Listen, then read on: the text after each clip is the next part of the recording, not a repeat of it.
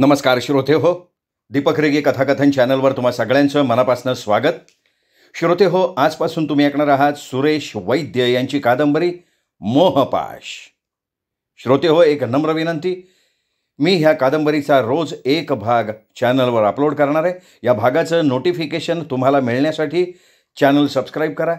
सबस्क्राईबच्या बटनाशेजारी जे घंटीचं चिन्ह आहे ते प्रेस करा. येणाऱ्या पर्यायातनं ऑल हा पर्याय निवडा, म्हणजे हे नोटिफिकेशन ताबडतोब तुम्हाला मिळेल तुमच्या हातातल्या तुमच्या मोबाईलवर.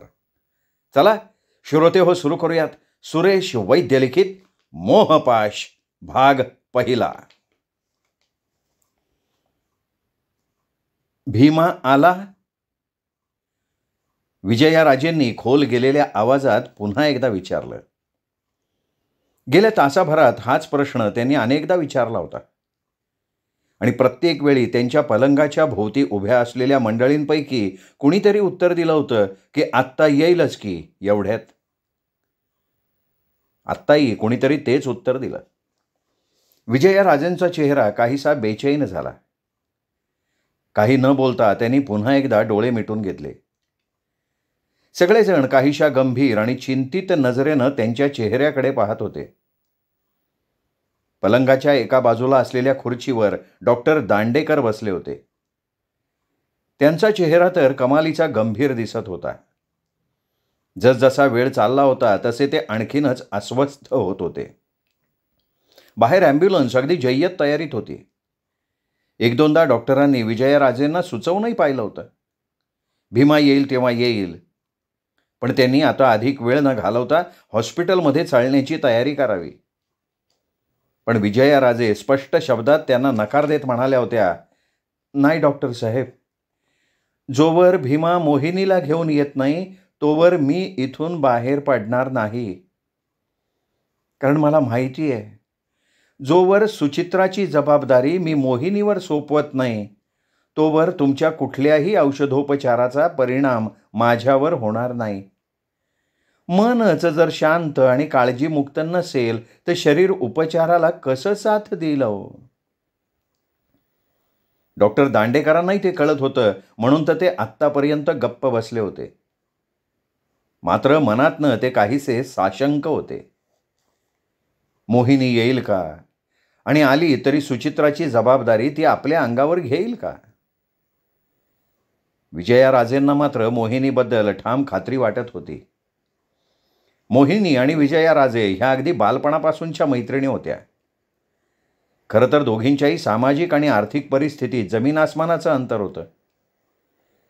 त्यांच्याकडे काम करणाऱ्या एका कारकुनाची मुलगी होती ती. पण तरीही परिस्थितीतला हा फरक त्यांच्या मैत्रीआड कधी आला नव्हता. विजयाराजेंनी तो कधी येऊ दिला नव्हता. कालांतरानं विजयाराजेंचा विवाह त्यांच्याच तोलामोलाच्या एका सरदार घराण्यात झाला होता. पण दुर्दैवानं वैवाहिक सुख त्यांना फार काळ लाभलं नव्हतं. विवाहानंतर अवघ्या 2 वर्षात त्यांच्या नशिबी वैधव्य आलं होतं. एका मोटार अपघातात त्यांच्या पतीचा मृत्यू झाला होता. त्यावेळी विजयाराजे गरोदर होत्या. पती निधनानंतर 3 महिन्यांनी त्यांनी एका गोंडस मुलीला जन्म दिला होता. दरम्यानच्या काळात एकुलत्या एका मुलाच्या आकस्मिक निधनानं विजयाराजेंच्या सासूबाईसुद्धा हाय खाऊन हे जग सोडून गेल्या होत्या. सासऱ्यांचं त्याआधीच निधन झालेलं होतं. साहजिकच लाखो रुपयांच्या अफाट इस्टेटीच्या विजयाराजे आणि त्यांची ही कन्या ह्याच एकमेव वारस होत्या. एका मागोमाग एक झालेल्या या आघातांनी खरं तर विजयाराजे मनातनं काहीशा खचल्यासारख्या झाल्या होत्या. पण आपल्या छोट्या मुलीकडे बघून त्यांनी स्वतःला सावरण्याचा प्रयत्न केला होता. त्यांचं अवघं भावविश्व आता आपल्या ह्या मुलीभोवतीच केंद्रित झालेलं होतं. तिच्या भवितव्याची अनेक स्वप्न त्यांनी रंगवली होती, पण दुर्दैव जणू अजूनही त्यांची पिच्छा सोडायला तयार नव्हतं. विजयाराजेंना घशाचा कॅन्सर झाला होता. सुरुवातीला दुर्लक्ष केल्यामुळे रोग बळावला होता. रोगानं गंभीर स्वरूप धारण केलं होतं. जवळचे नातेवाईक असे कोणी नव्हतेच. विजयाराजेंचे पती प्रतापराजे यांचे बालपणाचे मित्र डॉक्टर दांडेकर हेच काय ते त्यांचे शुभचिंतक. विजयाराजेंच्या आजारपणाची बातमी समजताच ते तातडीनं मुंबईहून आले होते आणि विजयाराजेंची एकूण गंभीर अवस्था बघून त्यांना ताबडतोब मुंबईला घेऊन जायचा निर्णय त्यांनी घेतला होता. डॉक्टर दांडेकरांचा हा निर्णय विजयाराजेंनी पण मान्य केला होता. पण त्यांच्यापुढे समस्या होती ती आपल्या 3 वर्षाच्या छोट्या सुचित्राची जबाबदारी कोणावर सोपवावी ही. तसं डॉक्टर दांडेकरांनी सुचित्राची जबाबदारी स्वीकारण्याची तयारी दाखवली होती. पण डॉक्टर अविवाहित होते. एवढ्या छोट्या मुलीची जबाबदारी स्वीकारणं त्यांना अवघड जाणार होतं हे विजयाराजेंना समजत होतं. घरात एखादं तरी बाई माणूस असल्याशिवाय एकट्या पुरुषाला एवढ्या लहान मुलाचं संगोपन करणं शक्य होत नाही असं विजयाराजेंचं मत होतं. विचार करताना त्यांना अचानक आपली बालमैत्रीण मोहिनीची आठवण झाली. तिच्याशिवाय अन्य कोणीच सुचित्राची जबाबदारी योग्यरित्या पार पाडू शकणार नाही असं त्यांना वाटत होतं आणि म्हणूनच त्यांनी मोहिनीला आणण्यासाठी कार घेऊन भीमाला पाठवलं होतं. मोहिनी आणि तिचा पती विश्वास तसे मध्यमवर्गीयच होते. पण विजयाराजेंना पूर्ण खात्री वाटत होती की मोहिनी सुचित्राची जबाबदारी आनंदानं स्वीकारेल आणि तिला आईची कमतरता मुळीच भासू देणार नाही. विजयाराजेंना मुंबईला घेऊन जाण्याची सगळी तयारी झाली होती. डॉक्टर दांडेकरांनी मुंबई हॉस्पिटलला तसा फोन करून तशी सगळी व्यवस्थाही केली होती. एक सुसज्ज ॲम्ब्युलन्स त्यासाठी केव्हाची येऊन बाहेर थांबली होती. पण मोहिनीला आणायला गेलेला भीमा अजून आलेला नव्हता. मोहिनी जयसिंगपूरला राहिला होती. विश्वास तिथल्याच एका सरकारी सोसायटीत क्लार्क होता. वास्तविक कोल्हापूरपासून जयसिंगपूर काही फारसं अंतर नव्हतं. पण दुपारी गेलेला भीमा अजूनही परतला नव्हता. भीमाला यायला जसा जसा उशीर होत होता तसतशी डॉक्टर दांडेकरांची अस्वस्थता वाढत चालली होती. मनातनं ते चांगले वैतागले होते. विजयाराजे त्यांच्या बालपणीच्या मित्राची पत्नी नसती तर अशा जिद्दी आणि हेकेखोर पेशंटला त्यांनी चांगली फैलावर घेतली असती. कदाचित तुम्ही दुसरा डॉक्टर बघा असं म्हणून तिथून निघूनही गेले असते. किंवा मग पेशंटच्या विनवणीला भीक न घालता जबरदस्तीनं त्याला ॲम्ब्युलन्समध्ये घातलं असतं. पण विजयाराजेंच्या बाबतीत ते असलं काहीही करू शकत नव्हते. अस्वस्थपणे चुळबुळत बसण्याखेरीज त्यांच्या हातात दुसरं काहीही नव्हतं.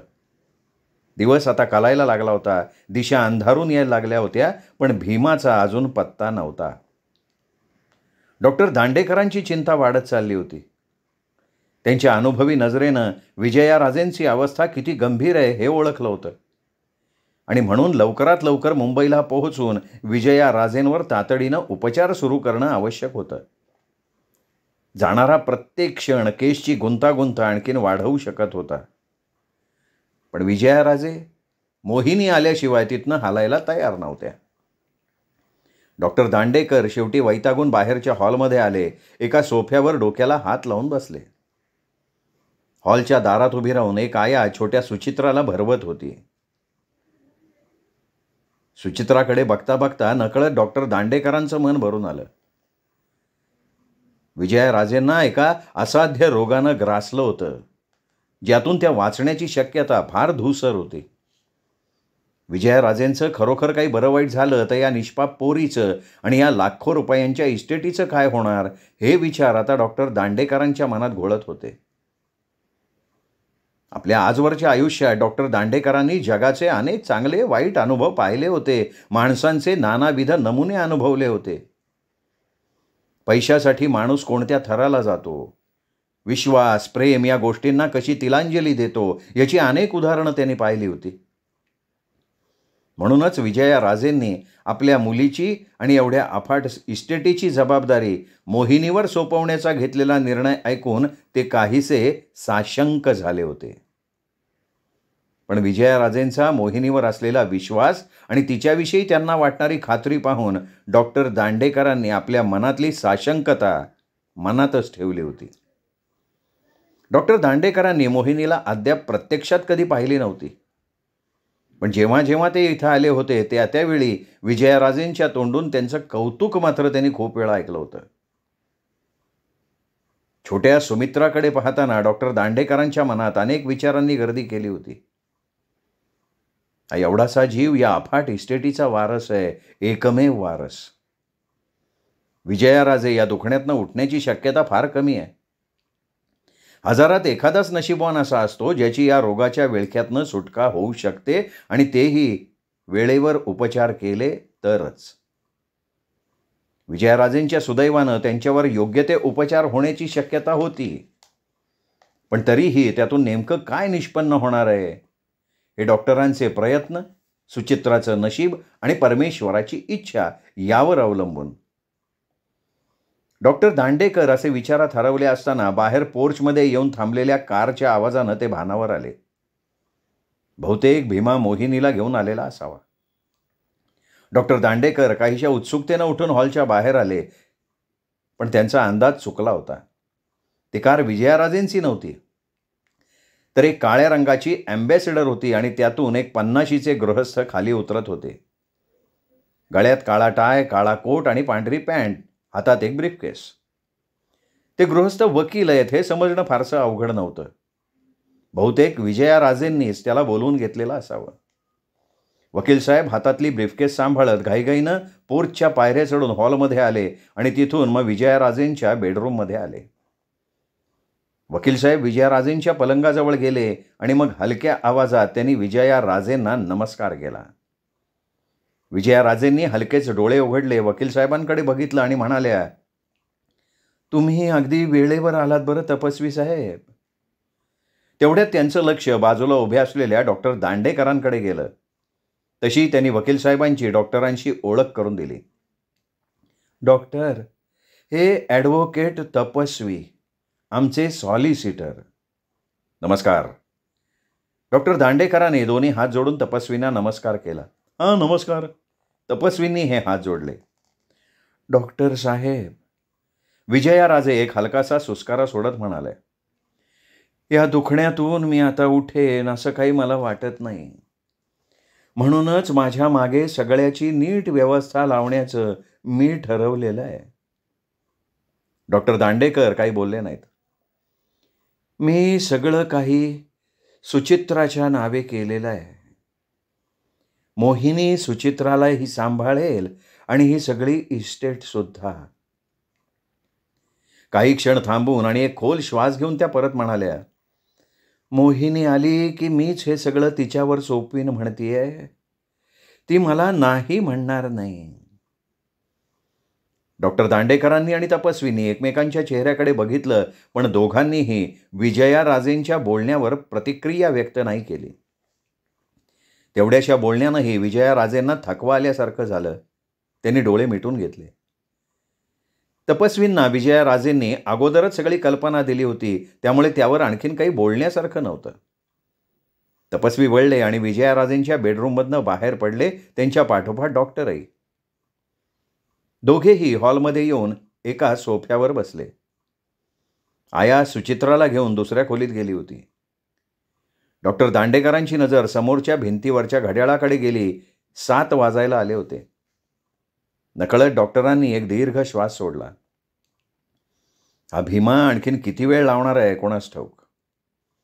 कदाचित मोहिनी आणि तिचा पती त्याला भेटली नसल्याची शक्यता होती, आणि तसं झालं तर. तुम्हाला काय वाटतं डॉक्टर? अचानक तपस्वीने डॉक्टर दांडेकरांकडे बघत विचारलं. मुंबईत तरी विजयाराजेंवर योग्य ते उपचार होतील? डॉक्टर कधी निगेटिव्ह विचार करत नाही तपस्वी साहेब. शेवटपर्यंत कर्तव्य करत राहणं हे डॉक्टरांचंच कर्तव्य. यश येणं न येणं हे शेवटी त्या परमेश्वरावर अवलंबून. डॉक्टर दांडेकर म्हणाले. काही वेळ तपस्वी गप्प राहिले. मग पुन्हा त्यांनी विचारलं, या मोहिनीबाई कोण आहेत? त्या विजयाराजेंच्या लहानपणापासूनच्या मैत्रीण आहेत. अर्थात मीही त्यांना अद्याप कधी प्रत्यक्ष भेटलेलो नाही. हां, पण विजयाराजेंच्या तोंडून त्यांच्याविषयी मी बरंच काही ऐकलेलं मात्र आहे. तपस्वींचा चेहरा काहीसा गंभीर झाला, काहीसा विचारमग्न सुद्धा. स्थावर आणि जंगम मिळून विजयाराजेंची बरीच मोठी इस्टेट आहे. डॉक्टर दांडेकर म्हणाले, खरंय तपस्वी साहेब, पण या सगळ्याचं काय होणार हे काही कळत नाहीये. माझ्याही मनात नेमके हेच विचार घोळतायत ना डॉक्टर साहेब. तपस्वी चिंतित स्वरात म्हणाले. मला विचाराल तर विजयाराजे फार मोठी रिस्क घेत आहेत असं म्हणेन मी. म्हणजे म्हणजे असं की विजयाराजे आपल्या मुलीबरोबर आपली सगळी इस्टेट मोहिनीबाईंच्या हाती सोपवायला निघाले आहेत. तसं जगात चांगली माणसं नाहीत असं मी नाही म्हणत, पण अशी माणसं तुलनेनं फार कमी आहेत. अगदी बोटावर मोजण्या इतकी म्हटली तरीही चालतील आणि म्हणून मनात शंका येते. आपण इस्टेट तर सुचित्राच्याच नावावर आहे ना. आहे ना, आहे. तपस्वींच्या चेहऱ्यावरचे गंभीर भाव आणखीन गडद झाले. पण सुचित्राचं पालन पोषण आणि इस्टेट तिच्या स्वाधीन करण्याच्या अधिकारामध्ये बराच फरक आहे. आणि हा जो काही फरक आहे तो पाहता एक प्रकारे मोहिनीबाई ह्या सगळ्या इस्टेटीच्या मालकीण होतात. नाही नाही, मला समजलेलं नाहीये. सांगतो. सुचित्रा जेव्हा 20 वर्षांची होईल तेव्हा ही सगळी इस्टेट तिच्या स्वाधीन करण्यात यावी असं करारात नमूद करण्यात आलंय. याचा अर्थ किमान 17 वर्ष तरी या सगळ्या इस्टेटीचे अधिकार म्हणजे अगदी खरेदी, विक्री, विल्हेवाट वगैरे सगळ्या प्रकारचे अधिकार मोहिनीबाईंच्या हातात असणार आहेत.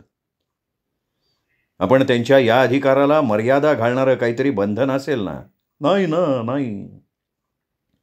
असं काहीतरी बंधन आवश्यक आहे असा सल्ला मी विजयाराजेंना दिला होता, पण त्यांनी तो मानला नाही. त्या म्हणाल्या अशा काही अटी घालून आपल्या मैत्रिणीवर त्यांना अविश्वास दाखवायचा नाहीये. पण हा एक प्रकारचा अंधविश्वास आहे तपस्वी साहेब. खरं आहे ना, पण आपण काय करू शकतो सांगा बरं. तपस्वी खांदे उडवत म्हणाले. डॉक्टर दांडेकर क्षणभर गप्प राहिले आणि मग म्हणाले, तुम्ही म्हणत असाल तर मी बोलू विजयाराजेंशी. बघा, प्रयत्न करून बघा. पण मला नाही वाटत त्या तुमचं काही ऐकतील. मोहिनीबाईंविषयी त्यांच्या मनात टोकाची श्रद्धा आहे. आणि ज्यावेळी एखाद्या व्यक्तीविषयी अशी टोकाची श्रद्धा, टोकाचा विश्वास वाटत असतो, त्यावेळी त्या व्यक्तीविषयी कुठलाच निगेटिव्ह विचार माणूस करू शकत नाही. उलट अशा वेळी तसं काही सांगणारा माणूस व्हिलन ठरण्याची शक्यता जास्त. डॉक्टर दांडेकर विचारात पडले. तपस्वींचं म्हणणं अगदीच काही चुकीचं म्हणता येत नव्हतं. याबाबत आपण काही सल्ला दिला आणि विजयराजेंनी तो ऐकला नाही तर उगाचच आपला अपमान झाल्यासारखं वाटणार. शिवाय तपस्वी म्हणतात तेही खरंय. विजयराजेंच्या मनात मोहिनीविषयी कमालीचा अंधविश्वास आहे. अशा परिस्थितीत आपण मोहिनीवर अविश्वास दाखवणं विजयराजेंच्या दृष्टीनं आपणच व्हिलन ठरण्याची शक्यता आहे. त्यापेक्षा या विषयावर काही न बोलणं शहाणपणाचं ठरेल. आणि तसंही विजयराजेंनी आपली इस्टेट कोणाच्या हातात द्यावी, कोणाच्या देऊ नये हा सर्वस्वी त्यांचा प्रश्न आहे. त्यावर टीका टिप्पणी करण्याचा आपल्याला अधिकारच काय आहे. डॉक्टर दांडेकर असं स्वतःला समजावत असताना बाहेर कार थांबल्याचा आवाज आला. डॉक्टर आणि तपस्वी दोघेही हॉलच्या बाहेर आले. पोर्चमध्ये थांबलेल्या कारमधनं एक स्त्री आणि एक पुरुष घाईघाईनं खाली उतरले. दोघेही तरुण होते. दोघांचंही व्यक्तिमत्व प्रभावी होतं. विशेषतः स्त्रीचं व्यक्तिमत्व तर चांगलंच भारदस्त होतं. हीच मोहिनी असावी आणि तिच्याबरोबरचा पुरुष तिचा पती. कारण त्यांच्या मागोमागच भीमाही कारमधनं बाहेर आला होता. त्याच्या खांद्यावर सुचित्राच्याच वयाची एक छोटी मुलगी होती. कारमधून बाहेर येताच भीमा पुढे झाला. त्याच्या मागोमाग ते दोघे आले. डॉक्टर दांडेकर आणि तपस्वी एका बाजूला उभं राहून त्यांच्याकडे पाहत होते. हॉलमध्ये येताच भीमानं आपल्या खांद्यावरच्या त्या छोट्या मुलीला आयाच्या स्वाधीन केलं आणि त्या जोडप्याला घेऊन तो विजयाराजेंच्या खोलीत शिरला. दांडेकरांनी आणि तपस्वींनी एकमेकांकडे बघितलं आणि मग काही न बोलता ते पुन्हा हॉलमधल्या सोफ्यात बसले. भीमा मोहिनीला घेऊन आलेला बघून दांडेकरांनी सुटकेचा निश्वास सोडला होता. आता लवकरात लवकर ते विजयाराजेंना घेऊन मुंबईला जाऊ शकणार होते. इतर कुठल्याही गोष्टीपेक्षा त्यांच्या दृष्टीनं ती गोष्ट महत्त्वाची होती. मोहिनी आणि तिच्या पतीला विजयाराजेंच्या खोलीत सोडून भीमा बाहेर आला होता आणि बाहेर उभ्या असलेल्या ॲम्ब्युलन्समध्ये विजयाराजेंचं आवश्यक ते सामान तो ठेवत होता. आतल्या खोलीत मोहिनी विजयाराजेंच्या पलंगाजवळच्या एका खुर्चीत बसली होती. विश्वास, मोहिनीचा पती, एका बाजूला गप्प उभा राहून चिंतित नजरेनं बघत होता. मोहिनीला पाहताच विजयाराजेंचा चेहरा आनंदानं उजळून आला होता. त्याचबरोबर त्यांचे डोळेही पाणावले होते. घशात आवंढा दाटून आला होता. मोहिनीचा हात आपल्या हातात घेत त्या म्हणाल्या, मोहिनी, या अशा आजारातून मी आता उठेन असं नाही वाटत. अगं उगच काही बाई बोलू नकोस ग. प्रेमळ आवाजात विजयाराजेंना दटावत मोहिनी म्हणाली, हे बघ तुला काहीही होणार नाहीये, तू लवकर बरी होशील. नाही ग मोहिनी, उगाच खोटी आशा मनाशी बाळगू नकोस. जे वास्तव आहे ते स्वीकारायची तयारी आपण ठेवली पाहिजे. अगं पण प्लीज मोहिनी, माझ्याकडे जास्त वेळ नाही आहे. विजयाराजे मोहिनीचं बोलणं तोडत म्हणाले, बाहेर ॲम्ब्युलन्स तयार आहे. डॉक्टर माझी वाट बघतायत. तुझ्यासाठी मी थांबले होते, तेव्हा मी काय सांगतीये ते ऐकून घे. आजपासून सुचित्राची जबाबदारी मी तुझ्यावर सोपवतीये. तिचं पालन पोषण आता तू करायचं आहेस. मोहिनी आणि विश्वासनी एकदम चमकून एकमेकांकडे पाहिलं. क्षणभर गप्प राहून मग मोहिनी काहीशा खालच्या आवाजात म्हणाली, सुचित्राला सांभाळायला तशी माझी काहीच हरकत नाही विजया, पण तुला माहिती आहे आम्ही मध्यमवर्गीय माणसं. अगं आमच्या सोनालीलाच आम्ही हवं ते देऊ शकत नाही. मग अशा परिस्थितीत तुझ्या सुमित्राचं योग्य तऱ्हेनं पालनपोषण करणं, त्याची चिंता करू नकोस. मोहिनीचं बोलणं परत मध्येच तोडत विजयाराजे म्हणाले, विश्वासराव, बाहेर तपस्वी नावाचे गृहस्थ बसले असतील, त्यांना जरा मी बोलवलंय म्हणून सांगा हो. विश्वास बाहेर गेल्यावर विजयाराजे पुन्हा मोहिनीकडे बघत म्हणाल्या, हे जे काही सगळं आहे ते सगळं सुचित्राचं आहे. सुचित्रा जोवर मोठी होत नाही, तिला समज येत नाही, तोवर सुचित्रा आणि या सगळ्या इस्टेटीची जबाबदारी मी तुझ्यावर सोपवणार आहे. आश्चर्य आणि अविश्वासानं मोहिनीचे डोळे विस्फारले गेले. हे सगळं म्हणजे हा आलिशान बंगला, मोटार, शेतीवाडी, सोनं नाणं आणि बँकेतली रोख रक्कम, लाखो करोडो रुपयांची ही सगळी इस्टेट आपल्या ताब्यात. मोहिनीचं आपल्या कानावर विश्वासच बसत नव्हता. तू आणि विश्वासरावांनी इथेच राहून या सगळ्याची देखरेख करायची आहे. विश्वासरावांना आता दुसरीकडे कुठे नोकरी करायची आवश्यकता नाही. बस तुम्ही दोघांनी तुमच्या सोनालीबरोबर माझ्या सुचित्राचंही पालन पोषण करावं, एवढीच माझी इच्छा आहे. मोहिनीला अजूनही काय बोलावं ते सुचत नव्हतं. तपस्वींना मी मुद्दाम बोलावलंय हो, विजयाराजे पुढे म्हणाल्या. ते वकील आहेत. तुझ्या नावे पॉवर ऑफ अटर्नी तयार करायला सांगितलंय त्यांना. या पॉवर ऑफ अटर्नीद्वारे सगळे अधिकार तुझ्याकडे सोपवलेले आहेत. सुचित्रा माझ्या काळजाचा तुकडा आहे. तुझ्याशिवाय दुसरं कुणीही तिला आईचं प्रेम देऊ शकलं नसतं, म्हणून मी ही जबाबदारी तुझ्यावर सोपवतीये. ही जबाबदारी फार मोठी आहे हो विजयाताई.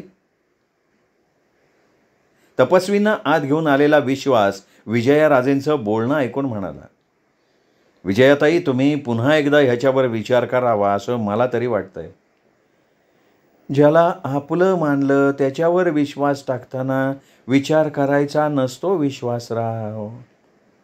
मोहिनी माझी फक्त मैत्रीण नाही तर बहिणीपेक्षा मला जास्त जवळची आहे.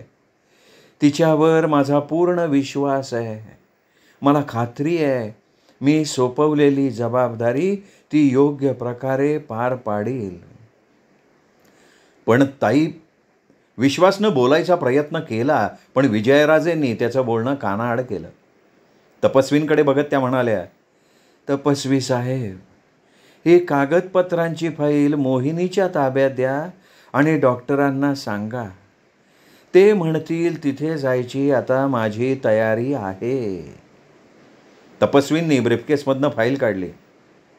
मोहिनीच्या डोळ्यात एक वेगळी चमक निर्माण झाली होती. विश्वासचा चेहरा मात्र कमालीचा गंभीर झाला होता. तपस्वींनी फाईल मोहिनीच्या पुढे केली. विजया, तपस्वींच्या हातातून फाईल घेत मोहिनी म्हणाली, अगं या फॉर्मॅलिटीची काय गरज होती? हे सगळं केलं नसतंच तरी मी सुचित्राला आनंदानं सांभाळलं असतं. सुचित्रा आणि सोनाली माझ्या दृष्टीनं दोघी सारख्याच आहेत. मला आहे त्याची कल्पना. म्हणून तर ही सगळी जबाबदारी तुझ्यावर सोपवून जातीये मी. देवाच्या कृपेनं मी यातनं वाचले तर प्रश्नच नाही. पण माझं काही बरं वाईट झालं तर तुला कसलीही कायदेशीर अडचण येऊ नये एवढ्यासाठी हा सगळा खाटाटोप केलेला आहे. मोहिनीच्या हातात फाईल देऊन तपस्वी बाहेर निघून गेले. थोड्या वेळानं डॉक्टर दांडेकर आत आले. त्यांच्याबरोबर एक नर्स आणि 2 वॉर्डबॉय होते. विजयराजेंना अलगद उचलून स्ट्रेचरवर ठेवण्यात आलं. तेवढ्या हालचालीने त्यांना धाप लागली होती. त्याच अवस्थेत त्यांना ॲम्ब्युलन्सकडे नेण्यात आलं. सुचित्रा कुठं आहे? दाटलेल्या आवाजात विजयराजेंनी विचारलं. मोहिनीनं लगेच धावत जाऊन हॉलच्या दारात उभ्या असलेल्या आयाकडनं सुचित्राला घेतलं आणि विजयराजेंच्या जवळ आणलं. विजयराजेंनी सुचित्राला आपल्या छातीशी घट्ट धरली. तिच्या केसांचे, कपाळाचे, गालाचे पटापटा मुके घेतले. त्यांना आपला भावनावेग आवरता येत नव्हता. हुंदक्यांनी त्यांचं सगळं शरीर थरथरत होतं. हे दृश्य पाहणाऱ्या सगळ्यांचे डोळे पाणावले होते. प्रत्येकाचं मन अगदी हेलावून गेलं होतं. त्याहीपेक्षा मायलेकीची होणारी ही ताटातूट तात्पुरती आहे का कायमची आहे ह्या विचारानं प्रत्येकजण कमालीचा अस्वस्थ झाला होता. आणि सुचित्रा, त्या बिचारीला तर यातलं काहीच कळत नव्हतं. भिरभिरत्या नजरेनं ती सगळ्यांकडे पाहत होती. आपली आई आपल्यापासून दूर चालली आहे याची कसलीही जाणीव तिला नव्हती असण्याचं कारणही नव्हतं. कारण विजयराजेंच्या ह्या आजारपणामुळे त्यांचं सानिध्य असं तिला फारसं लाभलंच नव्हतं. आणि हीच गोष्ट विजयराजेंना त्यातल्या त्यात दिलासा देणारी वाटत होती. मोहिनीला आपली आई म्हणून स्वीकारणं त्यामुळे सुचित्राला फारसं जड जाणार नव्हतं. मनाला समजावणं किती सोपं असतं नाही का? श्रोते हो, हा होता सुरेश वैद्य यांच्या मोहपाश या कादंबरीचा पहिला भाग. दुसरा भाग उद्या. तोपर्यंत नमस्कार मित्र.